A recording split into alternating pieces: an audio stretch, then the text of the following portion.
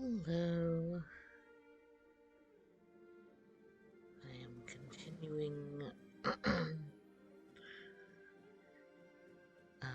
last night's run through of Twisted.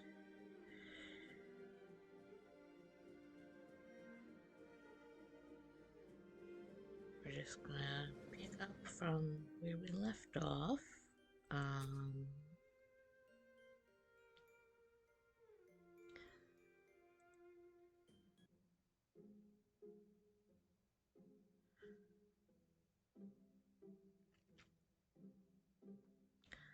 I hope everybody is having a good day so far. Um,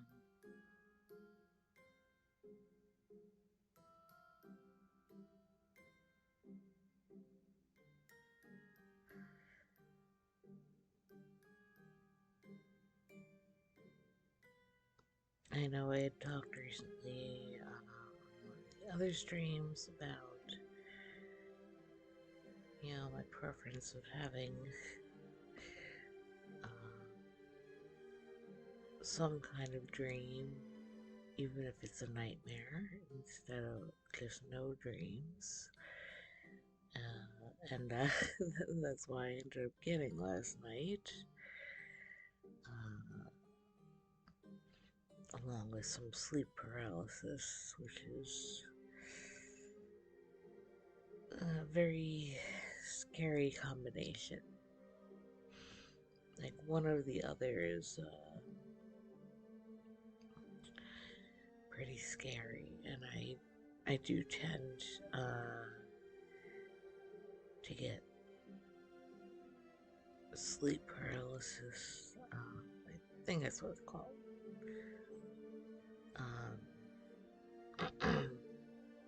Where you mentally wake up, but your body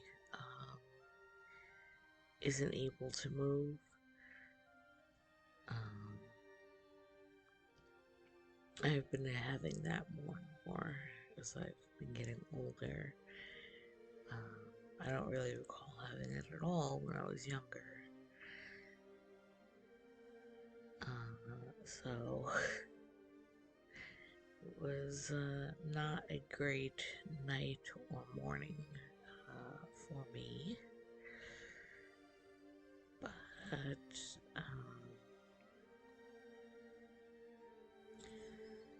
gonna hope that things improve this week and into the next month.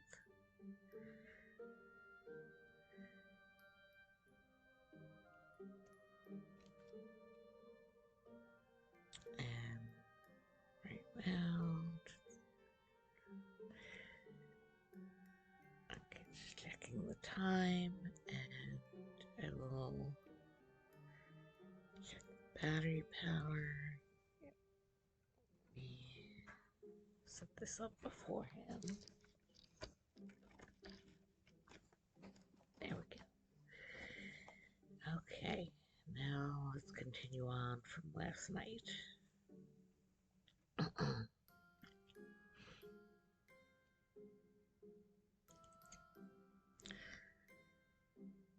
As soon as I'm on my feet, he lumbers off, presumably towards the river. I have to rush to catch up to him.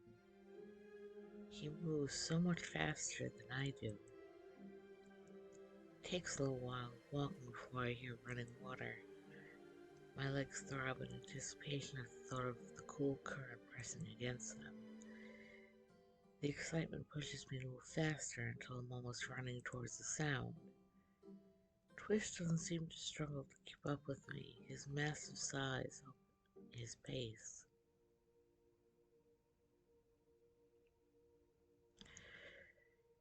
Breaking through a line of trees, a beautiful clear river greets me. The grass surrounding it is greener than any I've seen since leaving home. The river shines in the sunlight, small waves calling me over, inviting me to dive into it. My hands move into my shirt, but I stop, remembering my companion. Um, his green eyes stare down at me, but his face shows nothing. Could you give me some privacy? His head tilts as if he didn't understand the question, but before I have to repeat myself, he's turning away. He moves to face a tree, looking oddly like a child who's been put in timeout. A smile, I smile softly at the thought before grabbing soap. Quickly undressing and slipping into the cool waves of the slowly flowing stream. A sigh escapes me as my muscles instantly relax, and for the first time since going not back, I feel calm. The water around me shifts with the splash and I spin around, arms moving to cover myself. What are you doing? Twist sits in the water in front of me, head tilted towards the sky. Bath. I'm Bath. Bathing. I shake my head, flustered. He tilts his back down, eyes leveling with mine, making me feel more embarrassed. The water around him darkens, slow waves managing to wash off a small amount of dirt and blood that's caked into his hair and mess of antlers. A small piece of hide drifts lazily down the river behind him, clearly not belonging to him. Well, I guess you do need a bath after all. I drop my arms, moving behind to scrub his back clean. He stinks. His eyes follow me the entire way and he turns when I get behind him. Stay where you are. I'm going to wash your back. Wash? Yeah. I take my arms and submerge them in the water, then scrub my hands over them. Like that? He nods slowly, seeming to understand as he copies my action. If you wash your front, I can wash your back, okay? He doesn't answer, but he continues to scrub his arm, water turning dark as it fills with its filth. I move to stand behind him again. This time he stays put. The antlers sprouting from him make it difficult to maneuver, but slowly I get into a rhythm of pouring water onto him and scrubbing as it flows back into the river. My hands are filthy in no time, covered in dirt, blood, and gore. I try not to think too hard about what or who it all used to belong to. As I work up his back, I realize his antlers are covered in scraps from dead animals and dead fallow. I gulp, but briefly reach up to begin picking the scraps off him. Hope this will help you feel better. My voice is low as I breathe shallowly, trying not to focus on the scent. I do not feel bad. I shake my head, unable to imagine being okay with being this filthy. It takes a while before he begins to look better, and the entire time I've been cleaning his back, he's been working on his front. Can't help but feel relieved. That would have been embarrassing. I take a step back and smile to myself, then walk back to his front to see the progress he's made. Twist, have you? His arm is submerged in the water and he continues scrubbing it. The same arm. He slows to a stop and looks up at me before raising it out of the water to show me. Wash. His eyes bore into mine and I have to stop myself from bursting into laughter. A few giggles escape me and I shake my head. You were supposed to wash your entire front, not just your arm. He tilts his head again, looking confused. It's still better than nothing. But I really need to wash myself now. I stare down at my hands, arms, stomach, and thighs, coated in dirt and gore. He gives me a slow nod. I turn away to give myself some privacy and start with my legs. Cool water, lack of stench, relaxes me all over again. Twist, do you? I let out a screech as I feel water drench my entire back. I turn my head shocked as I feel Twist's large, rough hands on my skin. What are you doing? I take a step forward to move away, but his long arms don't even struggle to continue rubbing my back. Wash. I pause at the reply, giving the monster behind me a shocked look. This is what we've been afraid of? Thank you, Twist. He nods his head, dumping another large handful of water down my body.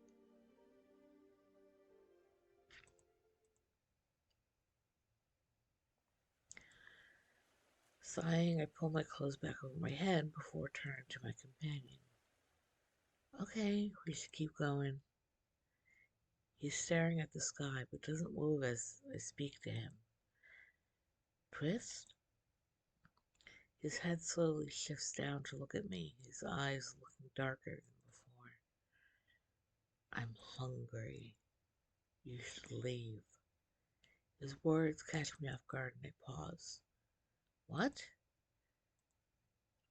I don't doubt him. He looks hungry. Where should I go? I wouldn't be safe on my own. He turns around, freshly clean back, facing me.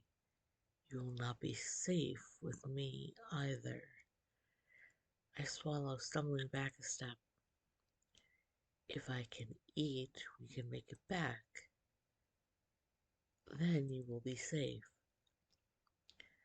His eyes gloss over the forest, around the trees, until they're back on me.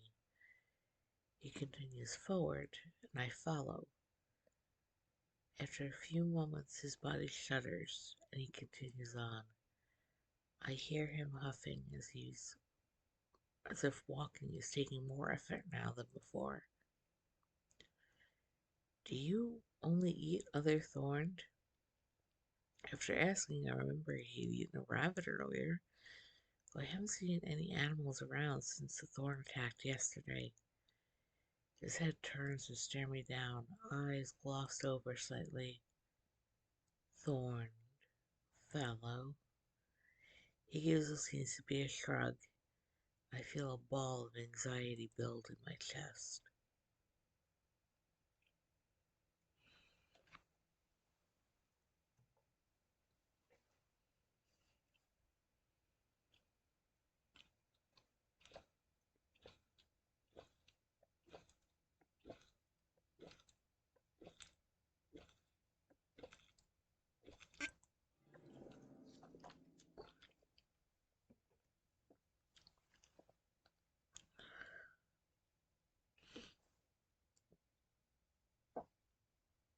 Couldn't you pick off the corpses? My eyes shift back to where we were hours earlier, the clearing. There's no doubt he could get there quick enough. I've been sawing us down. His eyes narrow for a moment, and he stares over my shoulder, then lowers his gaze to mine. You would not be safe. I shrug, trying to look nonchalant. He seems to see through me as he turns around, eyes dancing through the branches above us. Come. He reaches a long hand towards me, green eyes dark. My instincts scream to run, but I push them back. I walk towards him, grab his hand, and he whisks me up into his arms. I let out a small yelp that's cut off by a louder one when he jumps into the air, digs his claws into a nearby tree, and starts climbing effortlessly while holding me. I'm shaking. His grip feels precarious, but he seems wholly unconcerned. It's only a second before he puts me down.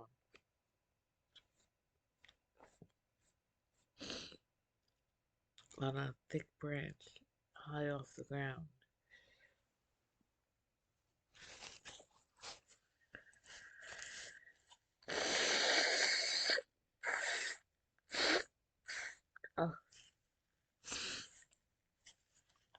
sorry.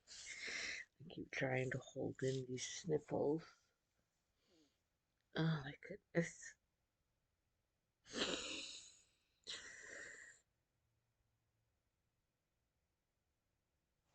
Okay.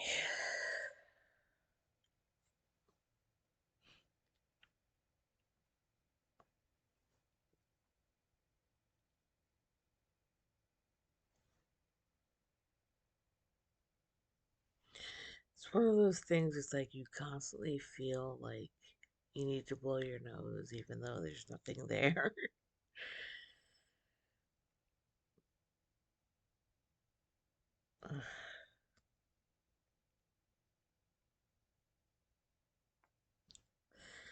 I cling to the tree trunk, pressing my face to the bark and sucking in a deep breath. You will be safe here. Try my best to keep my eyes level, to not look down. I will be quick. And then he's gone. I can see him running through the trees, looking like this is exactly where he belongs. But before long, he's disappeared from my vision. I'm alone, for the first time in what feels like forever. Trying to think back to my village, the memories are almost blurry, as if they happened years ago. The air this high is fresher than the air below. When I take a deep breath,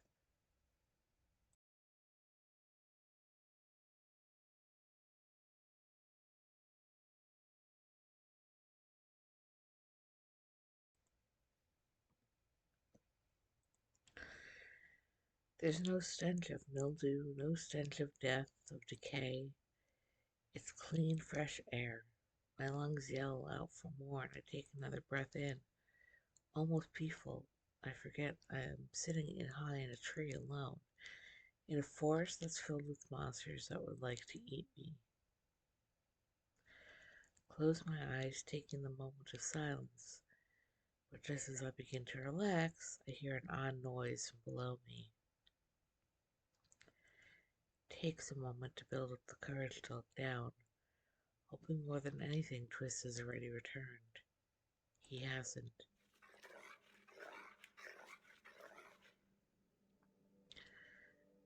A group of thorns are frantically circling the bottom of the tree. One has claws buried deep in the bark, and when I stare a second too long, its head snaps up and its yellow eyes burrow into mine. Two are on all fours, one bipedal. I begin shaking. These are the ones. They have to be. Tears sting in my eyes. I draw my legs up on the branch to take a breath. They can't reach me. I'll be fine. I repeat that thought in my head over and over, pushing the thought of Mother out of my head. That is, until the thorn with its claws in the tree starts climbing.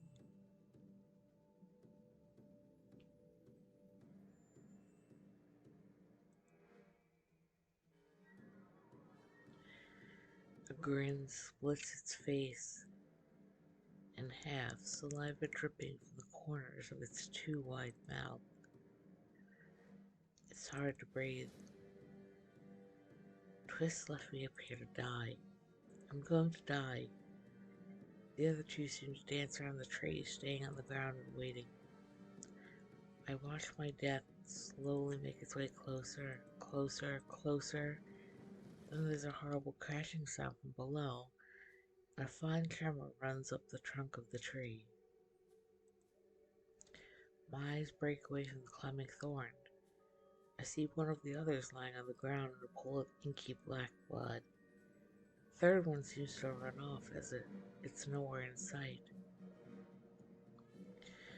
The one climbing starts moving faster, and I tuck my legs up onto the branch, pressing myself hard against the trunk. It lurches for me, reaching out one bony hand. Then, a large dark figure is on top of it. Twist grabs the head of the final beast and squeezes so hard, blood and bones spew through his fingers with a sickening crunch. The body falls to the ground. He jumps down after the dead, bleeding corpse. I watch as he tears an arm from him and bites off a chunk of flesh. In no time, he devours what remained of the thorn. Then he looks up to me. I nearly fall off the tree branch when he launches himself off the ground, clawing his way back up the trunk just like the other thorns had been doing a few moments ago. I can't help but think, was that enough for him? Is he still hungry? Twist reaches me. This close, I see the blood that mats his fur, covering his face and chest. For a moment, I dread having to bathe him again. He squats on the thickest part of the branch, and I shift away to give him room. Twist, I am not hungry anymore. He looks me over and then reaches out and prods at my arm. I clutch it to my chest. I should not have left you here. I'm okay. That seems to satisfy him. Without warning, he grabs me and pulls me against him. I push out a hand to stop my head from colliding with the dark fluid staining his chest. The next thing I feel is us falling through the air. We land a second later. Let us leave.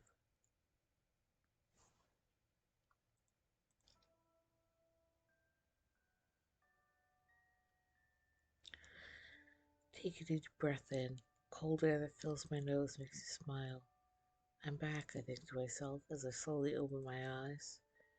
The starscape ahead of me flickers lightly, but it feels living this time. I glance around looking for the man while relishing the cool air against my bare skin. You came back. I turn, following his familiar voice. He's standing behind me, the same old smile on his face, but this time there's something different. Your eyes. He tilts his head, gentle gaze into mine. I can see his face clearly. You're so familiar. You've been visiting me every night. I'm sure I'm familiar by now. No, I think I knew you. He chuckles and takes a step towards me, reaches out and grabs my hand, then cups it in both of his. He's warm. You are also familiar to me. I feel like I've known you forever. His head drops down, bangs covering his eyes as he chuckles. I had thought I'd make you up, but you feel so real to me. He lifts his face to mine, a gentle smile adorning it. It meets his eyes. He's beautiful, but looks tired. Can't help but return the smile. I still feel like I made you up. What? What's your name? He squeezes my hand as he asks.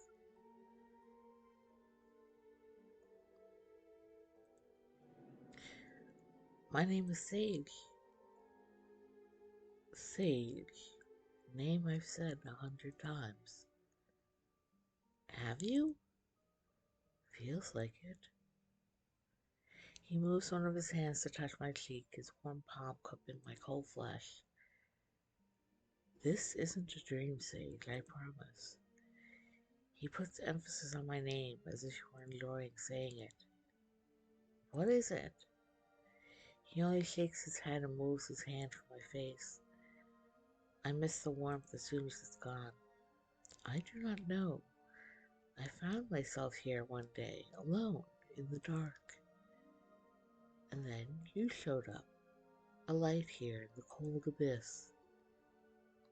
Who are you? I can't remember.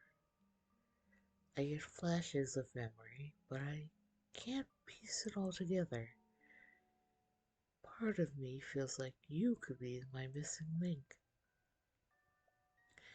His eyes meet mine for a second. I see color. Green. What memories do you have? He hums a moment, then begins to walk away.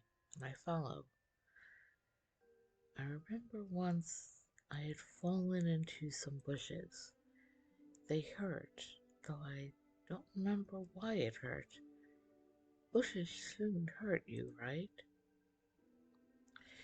He has a confused look on his face.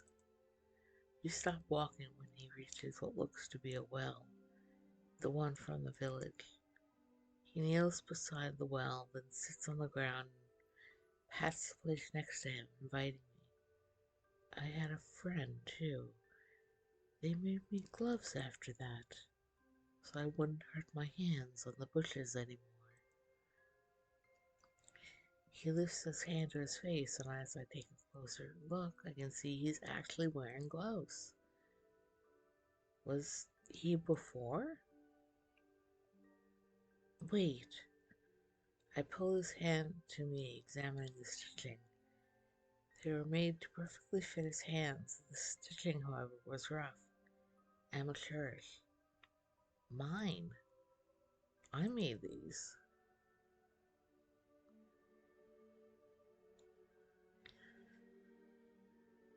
I squeeze his hand, tears forming in my eyes. Brad? I look up to meet his gaze, but he only looks confused. Brad. That name does not. You have to be Brad. What happened to you? My voice cracks as tears roll down my cheeks. He looks sad. He reaches up with his free hand and wipes the tears away. Please don't cry. I don't like it when you cry. It hurts. He looks like he could cry too, but I can't stop myself. A sob makes its way through my chest. Before I know it, I've thrown myself onto the man. I've missed you so much. His hand wraps around my back, squeezing me tight. He's warm. Brad was always warm. I let out a small chuckle. You could never sleep with a blanket at night. You always overheated. It's probably a good thing you ended up in a place so cold. I break away from the hug, intent on studying his face. His chin is more chiseled than before, his cheekbones more defined, but his eyes, they were always such a vibrant green. I don't know how I hadn't seen it before, but it takes up my entire vision now. He grew up handsome. I can see him so clearly now that I almost can't remember a time when his face was fuzzy. Are you sure that I'm Brad? Surer than I'm Sage? He chuckles. And if your name isn't Sage? It is. I speak with more certainty than I've ever felt in my life before this moment. He smiles in reply, not his almost smile, a real true smile. Then I guess my name must be Brad. Pain rings through my feet as I step further through the woods, following the beast that never seems to falter. When I awoke, I felt revitalized, excited. The dreams from the night before were a much needed spring to my step. But as we continued forward to our destination, the destination I know nothing about, I found the exhaustion leaking back into my sore and tired body.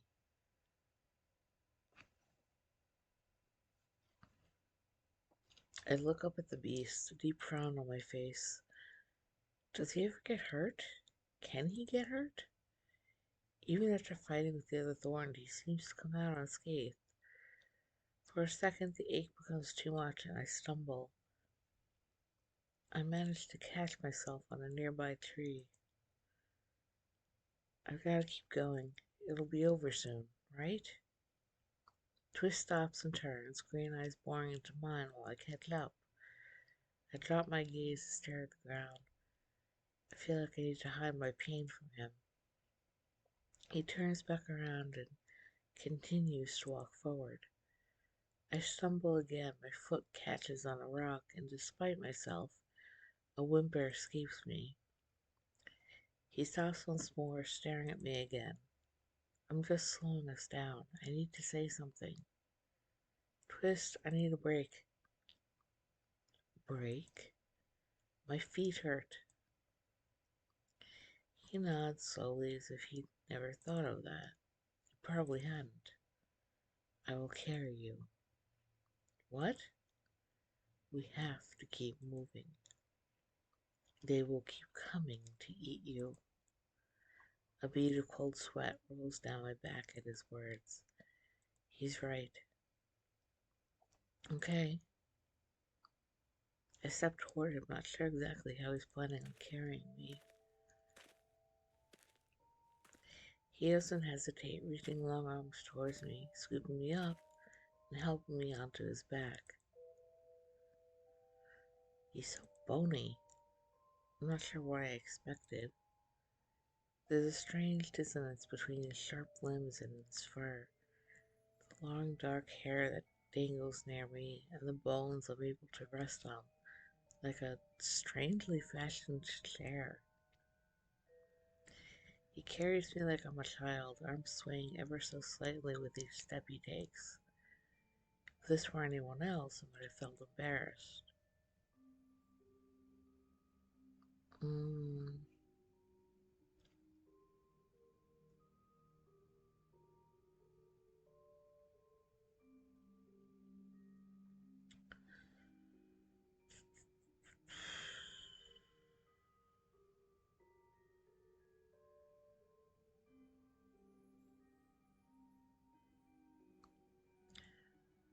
can't remember which one we did last time.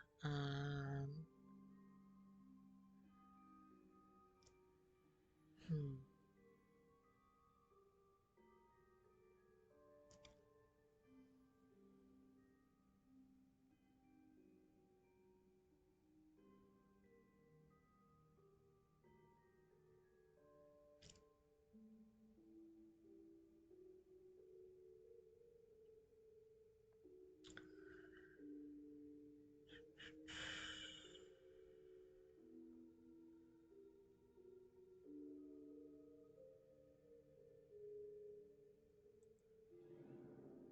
Are we close?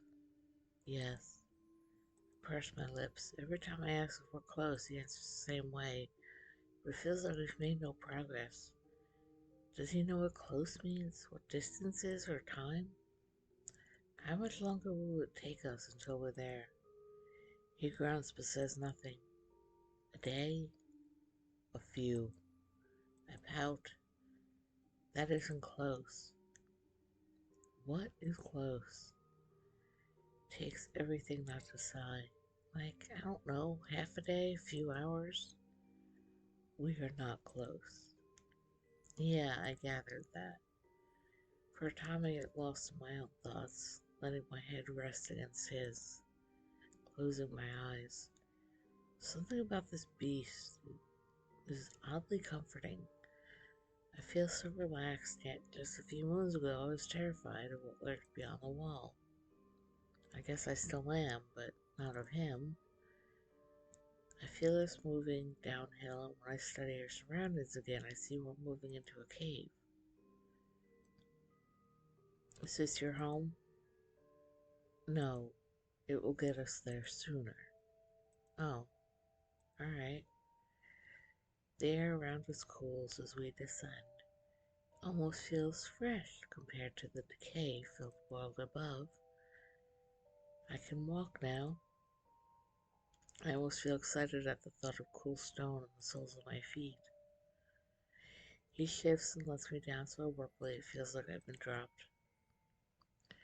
Once I get my bearings, I can't help but sigh. The stone is just as nice on my feet as I thought it would be. Twist watches me for a moment, then continues forward, grabbing my hand as he does. I follow him, falling into pace as I have every time before now. The cave is dark and damp, chillier than the forest. A shiver runs through me, goosebumps rising on my arms.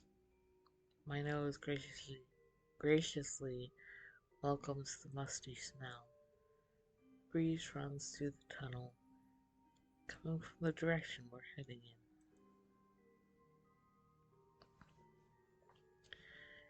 It must open to the outside world again soon, if wind is traveling through. Twist turns his head, looking at me. He seems to study me for a second, tense focused in his eyes. Then he turns forward again. I give a small smile, happy that he'd check on me like that, if that is what he was doing. We turn a corner and I find my suspicions were correct.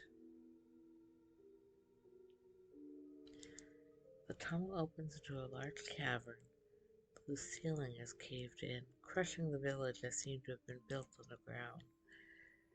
Houses and other buildings are crushed under the large stones, leaving only a perimeter of dilapidated structures.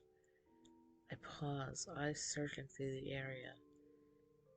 Are these the ruins Anna was talking about? Does anybody live here? No. He walks over rubble without even blinking.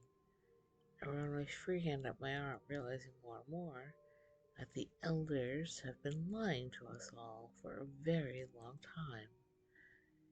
Everything I thought I knew about the outside world was so wrong. Was this a village? I do not know. Oh. I frown, then a thought crosses my mind. Do you remember anything about the village you lived in? He lets out a grunt, not answering my question. You have to remember something. He stops, turning to look at me. It had water. Oh, and food, houses. I nod, eagerly excited that he's opening up to me, that he remembers anything at all about his past life. And people. And I beam, excitement filling my bones. Paths. Paths? Where else? His eyes move away from mine, scanning the area around us. Stones. Your village had stones. Did you make anything with them? We also had... His eyes travel around again. Plants. Plants? Suddenly realization strikes. My smile fades and I let out a small sigh, turning my eyes away from Twist. Are you just telling me what I've told you about villages? He says nothing, but he won't look me in the eye. Twist. I try my best demanding voice, giving him a strong frown. Yes. I groan, slumping, before straightening again. You don't remember anything? He turns around again, eyes trained at the sky above us. I remember the sun. The sun? But you always look at the sun. The sun. He nods slowly to himself, before shaking his head and turning fully away from me to continue making his way through the rubble. It's no use. I let out one more sigh, giving up and continuing to follow him.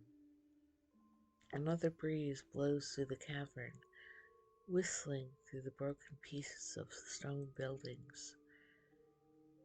My eyes scan around the area, taking in our surroundings fully.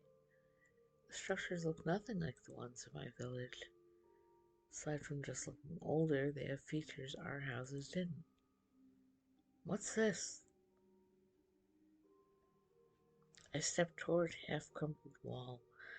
It has moss covering most of it, but parts that were visible had edges in the stone. Twist follows me, eyes still directed towards the sky.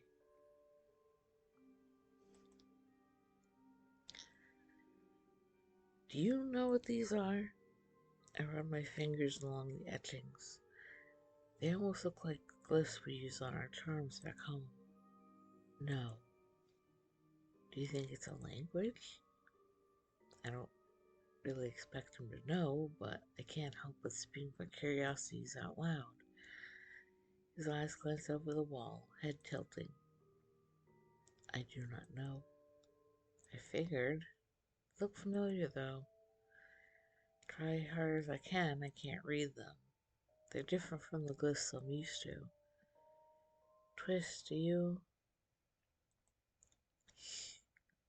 He stops, head drooping. I turn to face him, looking around for anything that could be dangerous. There's nothing. What are you doing? I smell something. He creeps forward, slouching more than usual, as if trying to hide. Smells like. He turns a corner, then stops abruptly. I almost step into him, but stop myself just in time. Death. Death? I peek around him and then gasp. In front of us, a man lies on the ground. Forgetting myself, I jog over. Maybe there's something I can do. Save him, anything. I kneel beside the man and place my hand in front of his mouth to check if he's breathing. He's so cold. There's no breath. He's dead. Yes, that is what I said. I lean away and let out a small sob. I could have saved him. I could have had somebody else. Guilt fills me at the thought, thinking of Twist.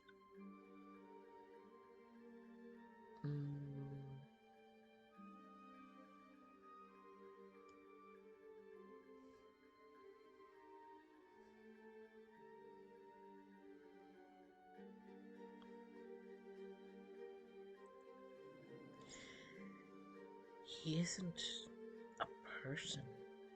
If this man still had been alive, I could have had another person to talk to.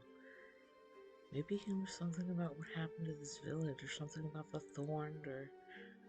My mind spirals into thoughts of what could have been, and I choke back another sob. I take a calming breath in, then a second one. I stand slowly, unable to rip my eyes away from the body. Suddenly, Twist's enormous hand whips out and wraps tight around my wrist. Ow! I must go. He doesn't listen to my cries, pulling me forward through the last of the rubble to another cave. Twist! He starts moving faster. What's wrong? She's found us. Who? The priestess. My eyes widen. I try to look back, but Twist yanks me through the cave at an uncomfortable speed. I'm almost running, my feet struggling to touch ground as I keep up with him. My mind wanders back to the body. Something sticking out as odd. There's something about him. I furrow my brows, unable to think while Twist is rushing. Twist, please slow down. You're hurting me. He falters for a brief second and continues at the same pace. My arm aches, feels like it's going to rip off. Twist, please.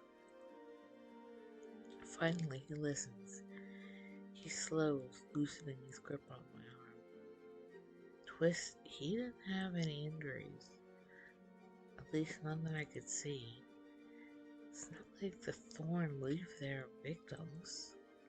He nods slowly, continuing to walk. It was not one of them. What do you mean? I smelled magic. Magic? Yes, the priestess. You mean she killed him? Yes. Cold shudder runs through me. For a second, it's a little hard to breathe. She seems so pure.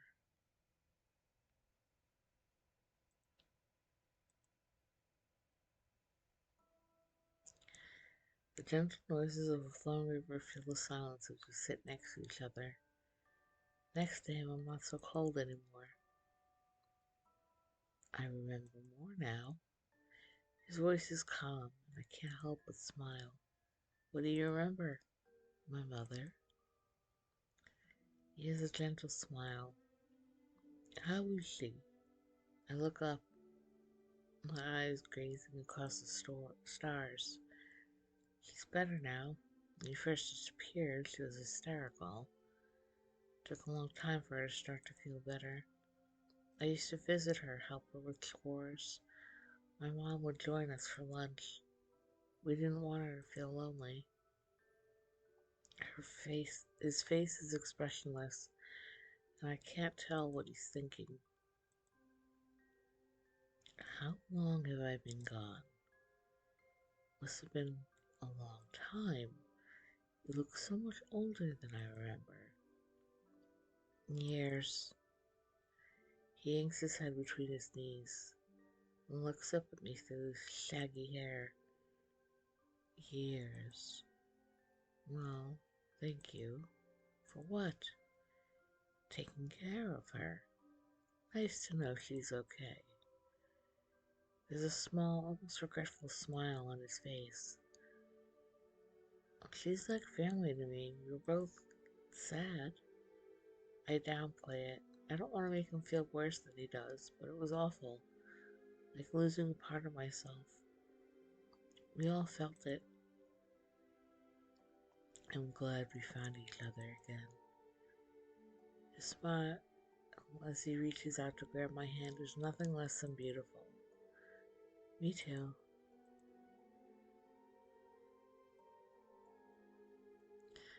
Silence falls between us, and the sound of the stream fills the air once again.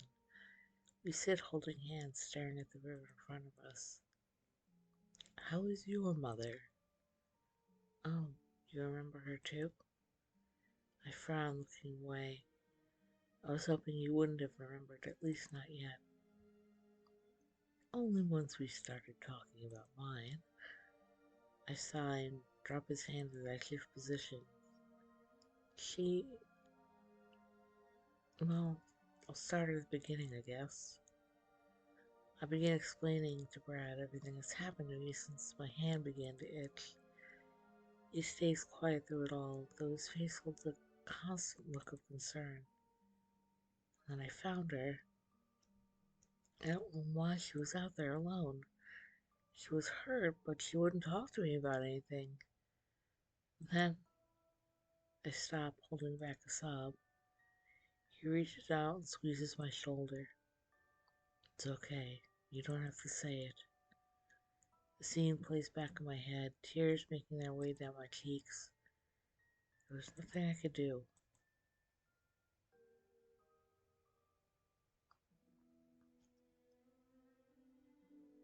What do you mean they've been lying? They always... Sorry. One sec.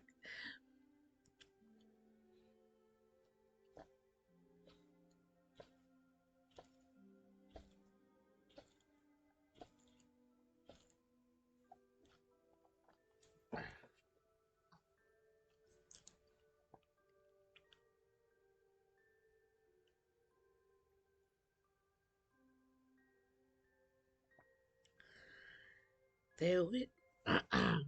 Oh my goodness. Third time, let's try.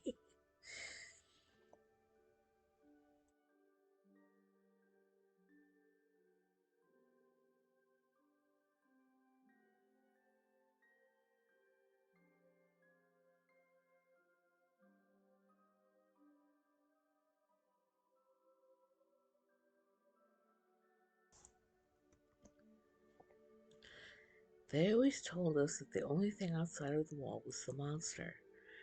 But there's so much more than that. He leans in, interested in the stories I have to tell about the outside world. There are other villages, but it's the village. That's what I thought. You know, when you're here, all of the monsters go away. His voice breaks another moment of silence. I move my head from his shoulder, surprised. What do you mean? When I'm here alone, there are so many monsters. I can't get away from them. They take over me. Then, whenever you come back, they all leave. So thank you for being here, for saving me.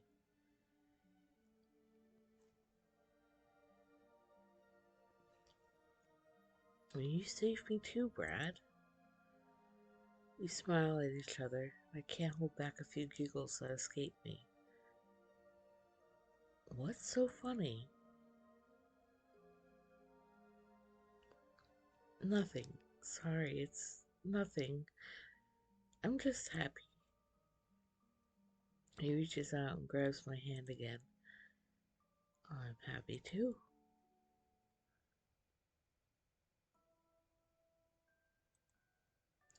We're laughing together like old times. My sides hurt. I can't remember if he's always been this funny, but time seems to be flying by. Time? I stop, frowning as I realize something. It seems like I've been here forever. Shouldn't I have woken up by now? Brad stops laughing too. He frowns, staring at my face as if he's trying to decipher me. Brad? Guess you have been here for a while. But do you really want to go back? I pause at this, not sure what he's getting at. I don't understand. You can just stay. He smiles his almost smile, the one I hadn't seen in a long time. Do I want to stay? I stare into the eyes of my best friend, not sure what to think about everything. As I stare into his eyes, I find something that's off. Doesn't feel right. I knot my brows together. I should want to stay here, right?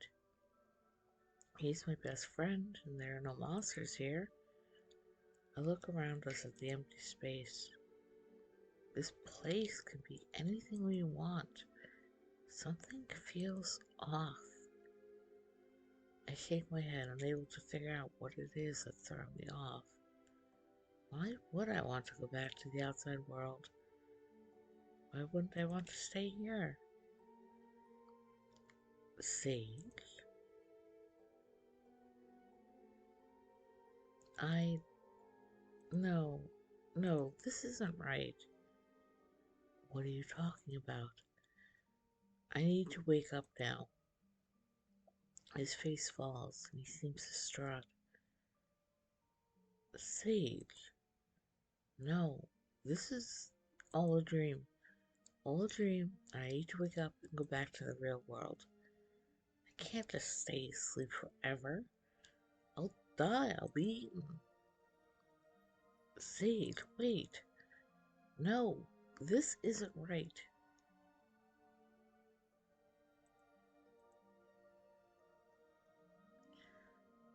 I take a few deep breaths in as I wake, trying to calm myself. My eyes flutter open as I smile at the morning sun. It's barely risen above the trees, but the color and warmth pushes all of my anxiety away. I remember my dream more vividly than before.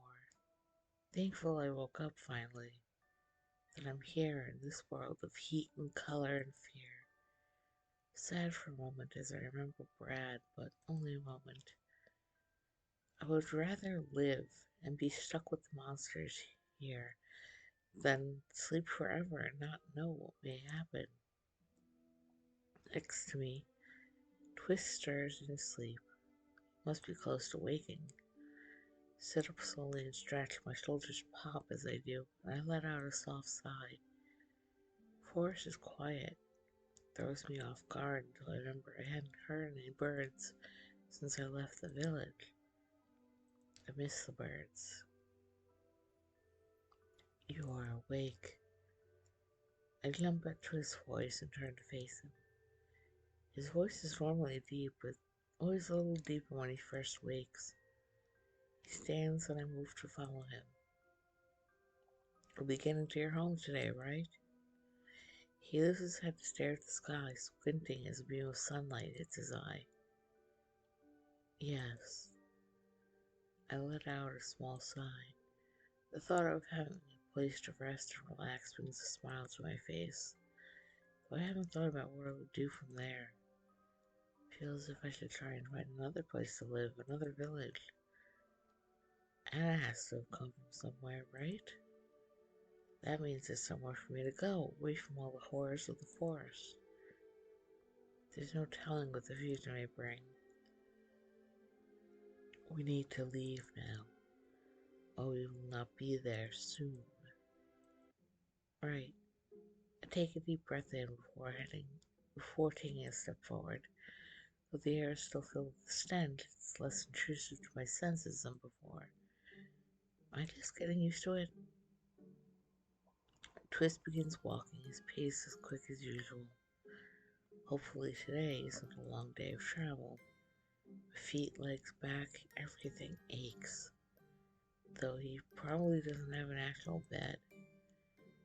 I groan at the thought, realizing I'll be sore for much longer than I thought it would be.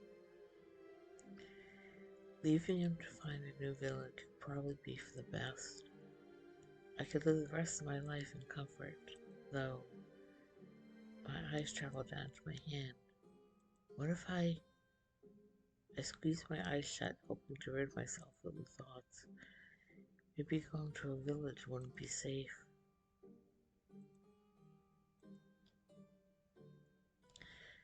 The forest grows more dense as we continue forward. Light from the sun spatters across the ground as it struggles to make it through the leaves. We will be there soon. We will? Excitement bubbles within me. We'll finally truly rest.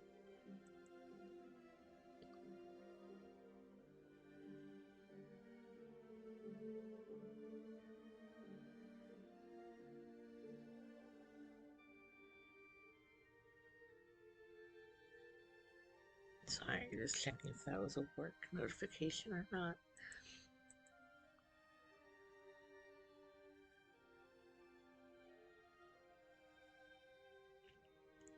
It feels like it's been hours since he told me we would be there soon. I glare at his back, a pout on my face. He's either a dirty liar or he has no concept of time. Either way, I'm unhappy. You said we'd be there soon. Any normal person would hear the grumpiness in my voice. Yes.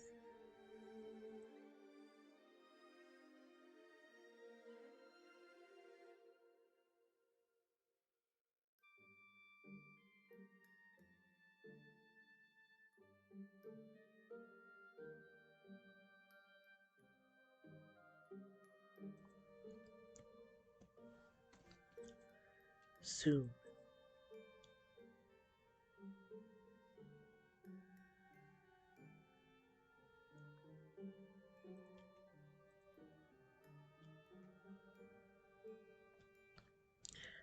I fish through my bag and pull out a piece of turkey. He doesn't seem to want to take a break from food, but that doesn't mean I'm going to starve myself. I look up at the trees and frown as I realize the sun is turning orange. Is it setting? You've been working all day. Soon.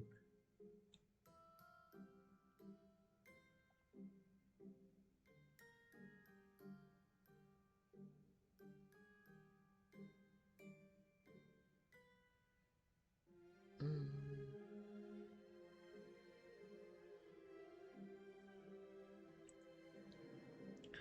Will we be there today? He stops a moment and looks towards the leaves and continues without saying anything. Yes. Are you sure? Yes. I frown. He's just saying whatever he thinks will get me to leave him alone. Fine then.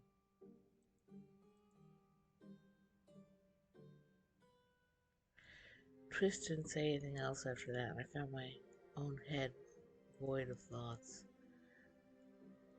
Life was much simpler before all of this. All I had to worry about was helping my mother. fixing the clothing of others in the village, the children, the farmers, the builders, and guards.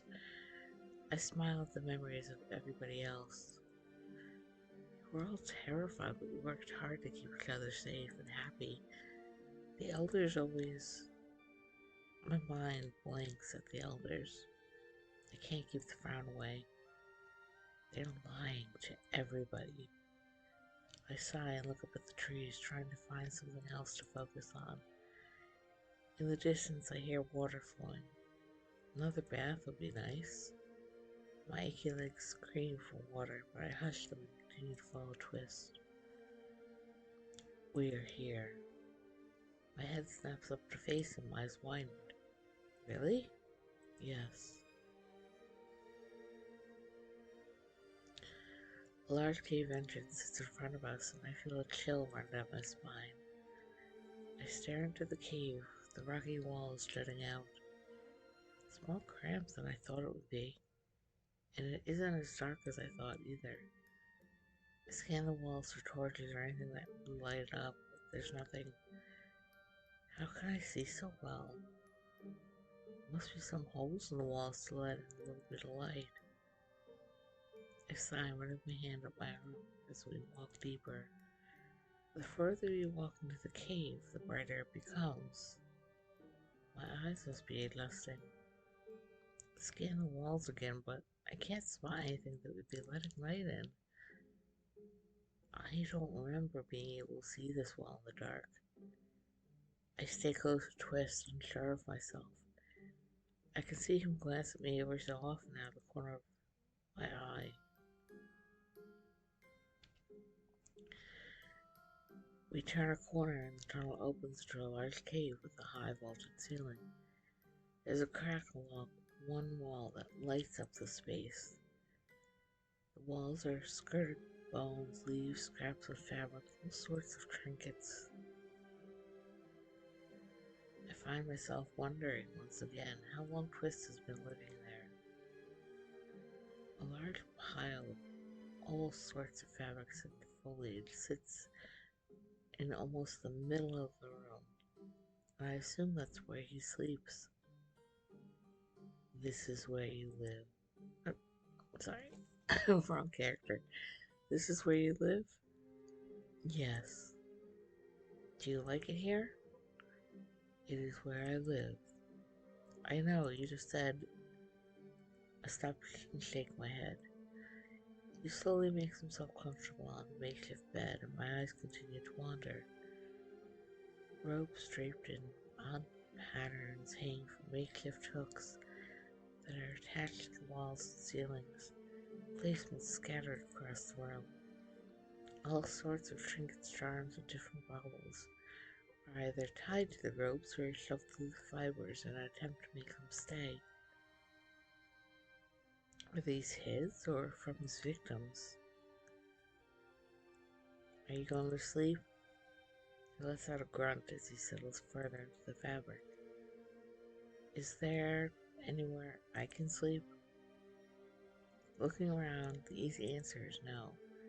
Twist sits up, looks around the room, and then meanders over to one of the walls.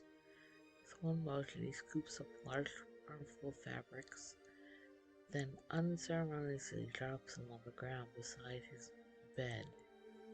Oh, thank you. He makes a grunting noise as he lays back down. Eyes close almost immediately.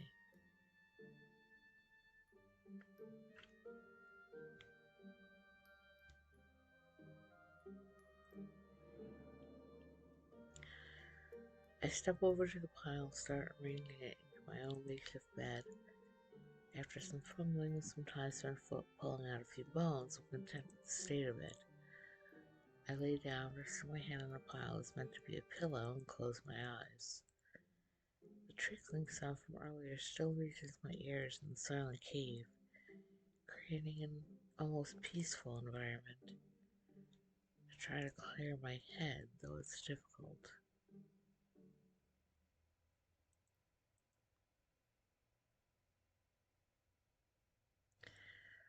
I'm not sure how long I stay asleep. When I wake, I'm overly warm. For a second, I'm disoriented, lifting my face off the soft fabric it's resting against, but one look around reminds me of where I am. Twist is still slumbering peacefully next to me. His body seems to be practically leaking heat. We're not touching, but I can feel it emanating from him. I rise slowly, deciding I might as well get a feel for this place if I'm going to be here a while. I glance around the room, but there isn't much around that I feel drawn to. Things I do recognize, bits of bone and hair, I have to quickly turn away from. I nearly decided to give up and lay down when something shiny in a pile of bones catches my attention. I step over to it, but hesitate. Bones are too small to be a fallow, but it still feels wrong to go rifling through them. I kneel down and carefully pick my way through the remains to get to the item. It's the only thing here that doesn't seem to be organic. It's a necklace, one that would normally be seen on an elder, at least in my village. But Anna's village sounded different. We never saw our priestess. She was too holy for us to lay our eyes on. This entire world is something I never would have dreamed of. I find myself entertaining the idea of going back home, telling everybody what it's really like out here. The terrifying but true reality of the world we live in. They lie to us about everything. I frown, staring at the necklace. I wonder who it used to belong to. Did Twist kill them? Were they already dead? Maybe he just found it somewhere and liked it because it was shiny. Maybe it came from his old village. I stared at the ornament, wishing it could tell me its story. Then I put it back where it was. Seeing how he lives, the fact that his home is filled with bones and fur and remains of other living things, I can't live like this. I let her sigh and stand, saddened by the trinkets surrounding me. These all belong to people, living people.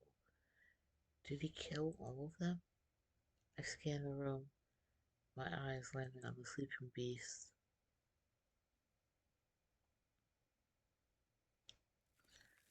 My eyes flutter open as I hear something rustling beside me. I almost close them again. Sleep was such a sweet escape after all. Searching around the room, I find that Twist is still asleep. Pull myself off the ground out of my makeshift bed. I should look around. Seems like we'll be staying here for a while. A yawn escapes me as I begin walking around the damp cave. So many trinkets laying around, so many items I can only assume came from his victims. My eyes gaze over the beast. He sleeps so soundly. It almost seems cruel. Somebody who's hurt so many sleeps better than the terrified people in my village who only want to live. I tear my eyes away from him, trying to find something to distract myself. I continue walking around the cave, taking the time to examine each of the items that adorn the walls. Shoes worn in the soles. Whoever wore them must have worked hard. A necklace, it glitters in the light, most likely worn by a richer woman, or maybe it was a gift from a loved one. A talisman carved sloppily from wood, probably made by someone who was young to protect a friend, maybe. A belt filled with broken glass vials. Must have belonged to a mage. I stop at the belt, but turn to look back to the talisman. Something draws me to look closer. I move back to it and raise my hand to gently caress its rough surface. It looks old, familiar. I study the carving, moving my fingers gently along the splintered surface until a memory comes to me. Brad? My voice cracks. I made this long ago. I made it for him. Why is it here? Tears sting at the back of my eyes, and I turn to look at the sleeping beast. Memories of my dreams flush through my brain. Has he been dead this entire time? My breathing quickens as my fist tightens around the talisman. He killed him. It killed my friend. I grip the talisman, anger flaring up inside of me. Nothing more than a monster. A monster that kills others to keep its worthless self alive. I take a few steps toward it, unsure what I'm going to do, but knowing that I have to do something. A rusty sword sits half buried under a pile of leaves in front of me. I grab it without a second thought. I have to do this. I have to kill it to keep it from hurting anybody else. I've never held a sword before, and it feels so foreign in my hand. My body tingles as if it were telling me that this is the right thing to do. Something I've never felt before. An almost itchy feeling of certainty. A few small steps and I'm standing before the monster, staring down at it. All I feel is pure, untempered rage. My hand twists around the blade. I've never felt so powerful. I feel my lips pull back against my teeth in a snarl. Raising the blade, I don't even hesitate before slamming it down into the sleeping monster. The blade is dull, but it still makes its way into his flesh. The monster below me bellows a painful, pathetic sound. A strange smile crosses my features. Something about the pain it's expressing. Something about the pain it's expressing causes me joy. Something about the blood that bubbles out of the wound seems so delicious. The monster moves to get up. Before it can stand, I pounce, my twisted fingers wrapping around its throat. Somehow, I pin it down, my power beating its own. A rough, unknown laugh rips its way from my throat as it struggles beneath me. It claws at my arms, though I feel no pain, and finally, it stops moving. It's dead. Blood from the wound is smeared across my body, but I don't care. The beast is dead, but the anger hasn't left me. My skin itches, yet all I can care about is how hungry I am. Sage? I move off the monster, looking around at the unexpected voice. She steps towards me, looking smaller than I remember. Sage, are you still in there? Her eyes bore into mine. I don't answer her. Why should I? She's nothing. You must be. You haven't tried to eat me yet. Her voice is irritating, but her flesh looks so... I lunge, my hunger taking control of me. She looks so soft and delicious. She would be the best meal I've ever had.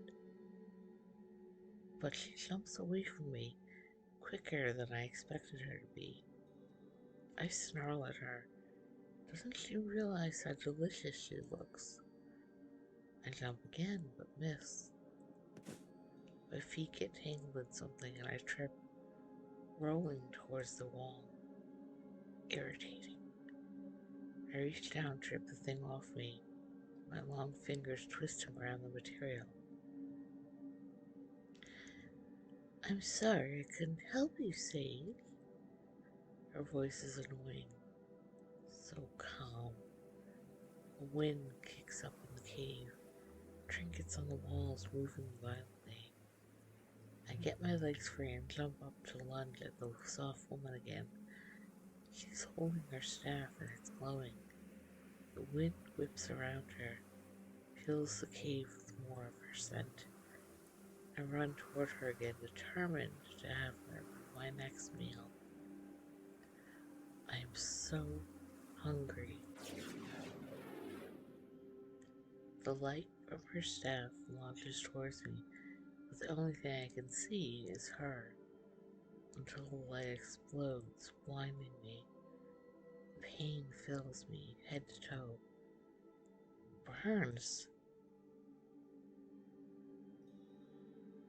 I feel like I'm on fire, like it's burning me from the inside out. I scream as I fall over, my body convulsing, until it stops. Burning, the screaming, everything. I'm so sorry, Sage.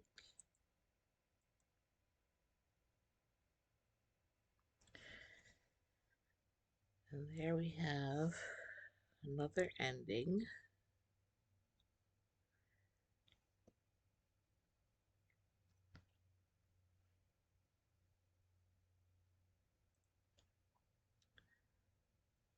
Um,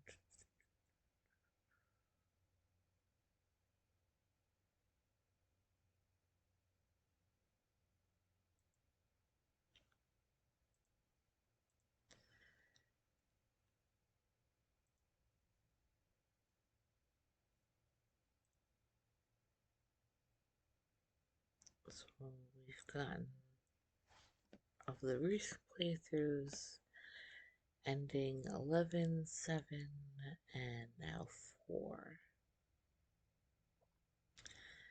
And, one minute. Okay. So, again, I believe there are about 12 or 13 endings. Um,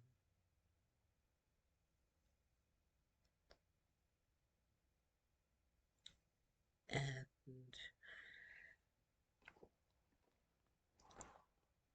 I don't know if I'm going to keep doing replays of this to get the other ones to show off. Or if I'm just going to leave it here for now.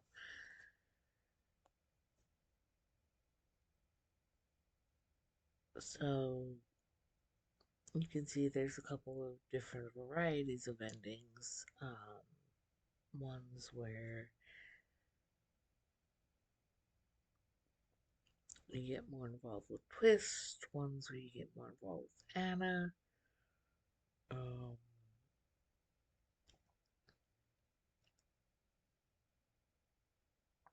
Ones where obviously you don't survive.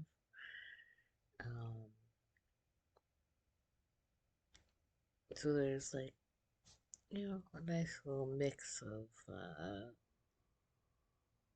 possibilities, even though a lot of the choices are basically like A-B choices. Like you can choose, option A, option B, and between that kind of mix, see what endings you get. Again, a simple, nice little dark fantasy type of game that you can find on itch.io, I believe, and Steam.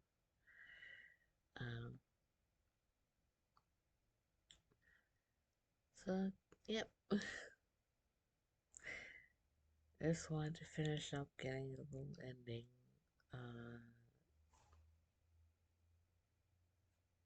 since I didn't get it last night.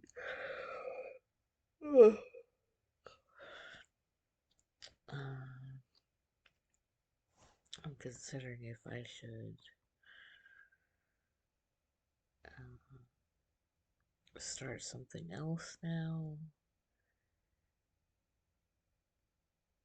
or end the stream.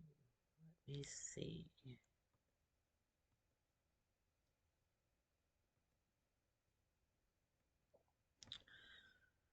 Um,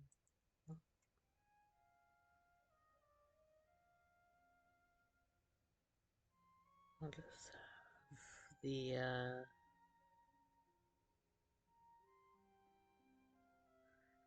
credits play while I do that.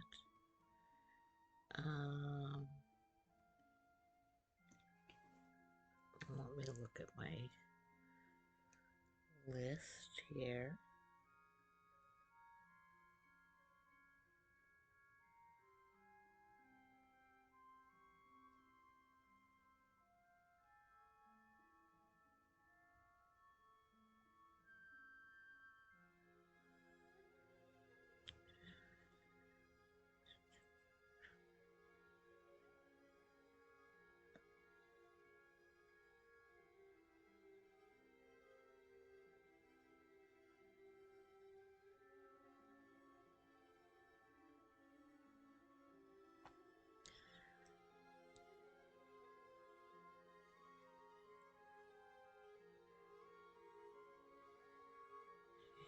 So there's a couple of different options I'm trying to decide between. Um,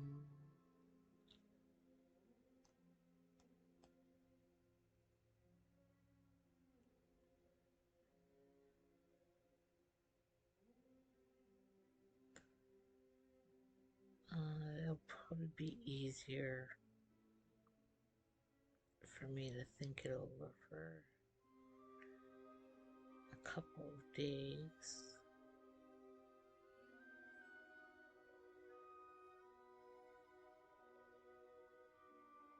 Whether I want to replay something or show off something that I've played before,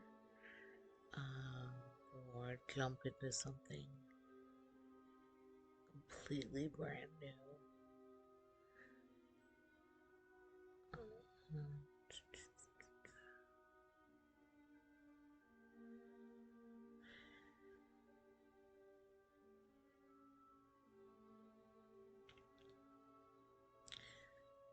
But as far as Twisted goes, I might take a break from that if I do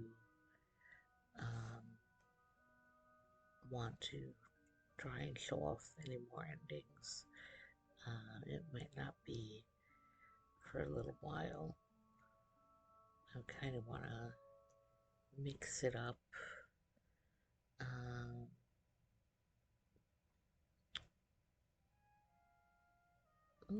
and that's repeating. Sorry about that. Here, I'll just go back to this title screen.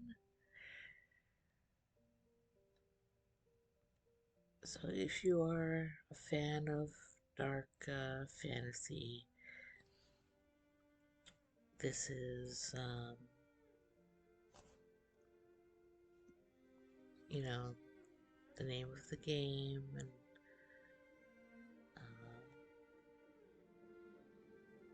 again, I like the visuals, I like the story. I would like to learn more about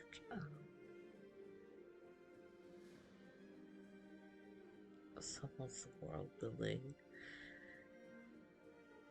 and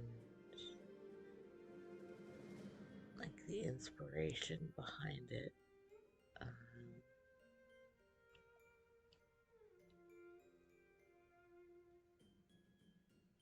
Yeah, it's not too overly gory, and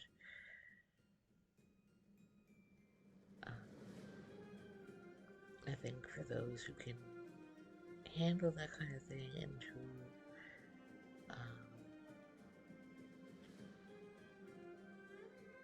are not put off by some of the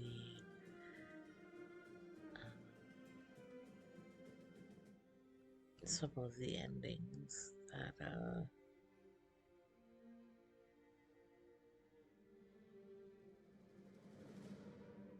could be a nice little addition if you like to collect different types of visual novels.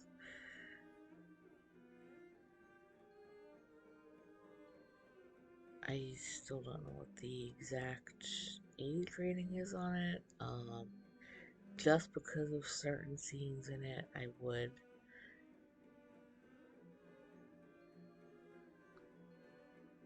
I'd probably say it's better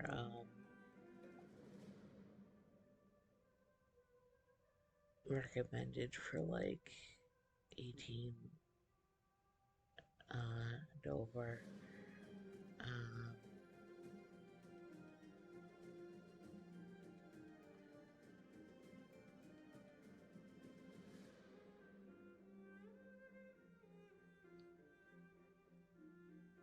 Because again, there was that one Anna ending that surprised me. It was like, oh, yeah, I didn't remember that at all. So, yeah, just be aware of that.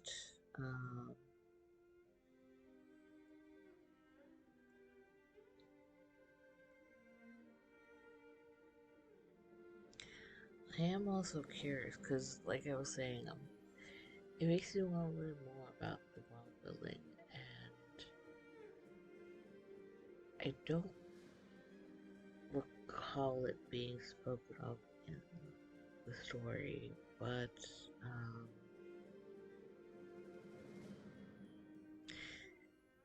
it seems like some things that are left a little vague with the timing of certain things occurring.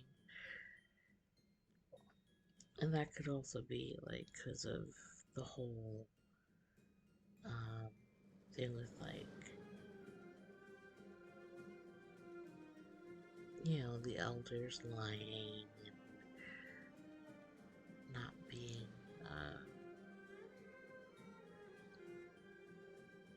completely truthful about certain things. And with how long the character, the character's friend, and their loved one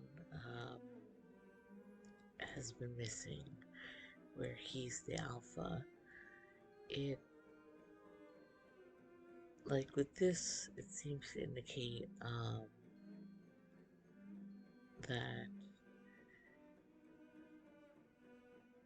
if one of them can overpower like whatever alpha there is, that they become like the next alpha, possibly.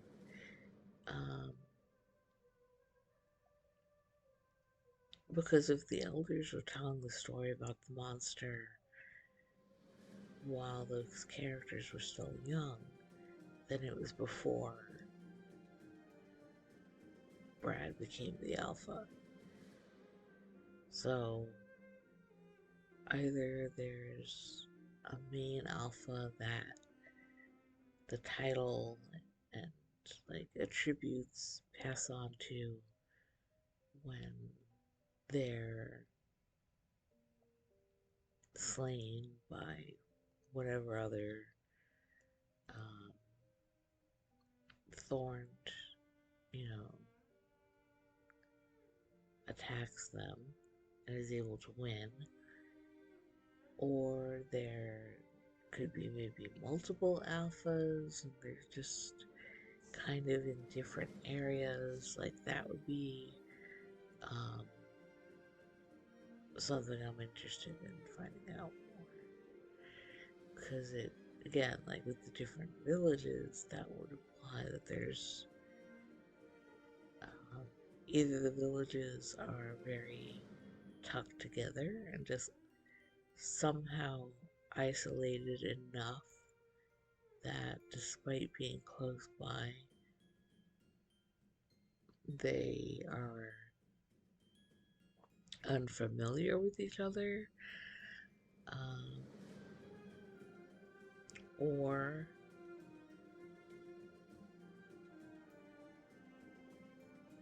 again, it's like there could be wider spread areas of different villages and different forests and such, um, with different alphas, maybe. Um,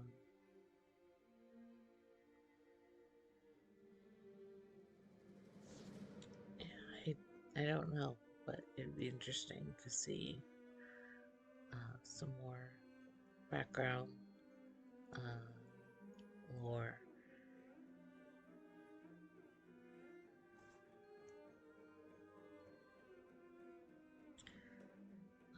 So this was a short stream, but I will be ending it here. And considering what game I'm going to switch in for this one,